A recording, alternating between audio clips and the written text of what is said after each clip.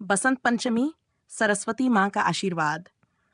भारत के एक छोटे से गांव सुखपुर में बसंत पंचमी का त्योहार बड़े धूमधाम से मनाया जाता था।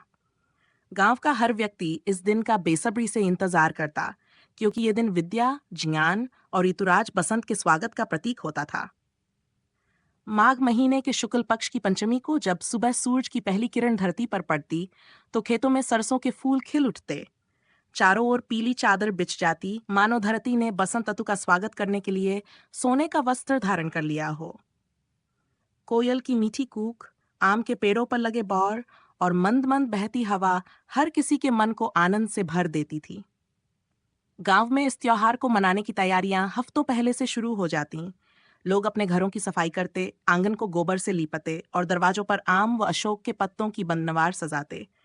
हर घर में रंगोली बनाई जाती, जिसमें पीले फूलों का विशेष रूप से उपयोग होता। महिलाएं हल्दी के पानी से स्नान कर पीले वस्त्र धारण करतीं और बच्चे नए कपड़े पहनकर पतंगबाजी की तैयारी में जुट जाते। इस गांव में एक बड़ा सरस्वती मंदिर था, जहां हर साल भव्य पूजा का आयोजन किया जाता था। गांव के लोग भोर होते ही मंदिर पहुंच जाते। पंडित जी वेद मंत्रों का उच्चारण करते और भक्तजन मां सरस्वती की आराधना में लीन हो जाते। गांव के बच्चे अपनी किताबें, कलम और वाद्य यंत्र मां के चरणों में रखकर विद्या और कला का आशीर्वाद मांगते। मंदिर के बाहर एक भव्य भंडारे का आयोजन किया जाता, जहां खिचड़ी, हलवा और पीले रंग के पकवान प्रसाद के रूप में बांटे जाते। बच्चों को सबसे ज्यादा आनंद हलवे का आता, जिसे चाव से खाते हुए वे एक दूसरे के साथ हंसी मजाक भी करते।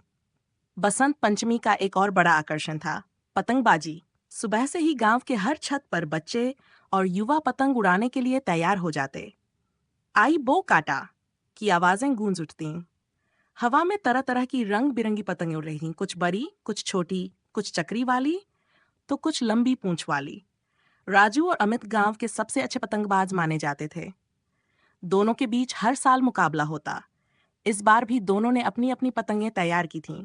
जैसे ही मुकाबला शुरू हुआ, गांव के सभी लोग अपनी अपनी छतों से यह रोमांचक खेल देखने लगे। अमित की पतंग पहले कई पतंगों को काट चुकी थी, लेकिन राजू की पतंग ने आखिर में अमित की पतंग को काट दिया। पूरा गांव राजू की जय हो के नारे लगाने लगा। शाम को गांव के चौपाल में एक सांस्कृतिक कार्यक्रम आयोजित किया जाता। बच्चे नृत्य प्रस्तुत करते, गांव के बुजुर्ग पुराने भजन और लोकगीत गाते और युवा कविताएं और नाटक प्रस्तुत करते। इस बार गांव की सबसे छोटी बच्ची राधिका ने सरस्वती वंदना गाई, जिसे सुनकर सभी मंत्रमुग्ध हो गए। इस आयोजन के मुख्य अतिथि गांव के विद्वान शिक्षक पंडित रामेश्वर थे। उन्होंने गांव वालों को बसंत पंचमी का महत्व समझाते हुए कहा, बसंत पंचमी न केवल ऋतु परिवर्तन का उत्सव है, बल्कि यह विद्या, कला और ज्ञान के प्रति हमारी श्रद्धा का पर्व भी है। हमें इस दिन मां सरस्वती से प्रार्थना करनी चाहिए कि वे हमें सच्चे ज्ञान और सद्बुद्धि का वरदान दें। रात होते होते गांव के लोग अपने घरों को लौटने लगे। बच्चों की थकान उनकी आंखों में दिख रही थी, लेकिन चेहरे पर संतोष और खुशी की झलक भी थी। बूढ़े बुजुर्ग चौपाल पर बैठकर पुराने दिनों की बातें कर रहे थे। गांव की गलियों में बसंत पंचमी की गूंज अभी भी महसूस हो रही थी।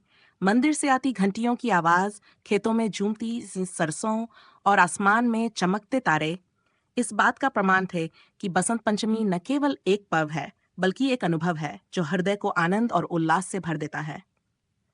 बसंत पंचमी का यह त्योहार हमें शिक्षा, संस्कृति और प्रकृति से प्रेम करने की प्रेरणा देता है। ये पर्व दर्शाता है कि जब हम ज्ञान, कला और संस्कृति का सम्मान करते हैं, तो हमारे जीवन में खुशहाली और आनंद बना रहता है।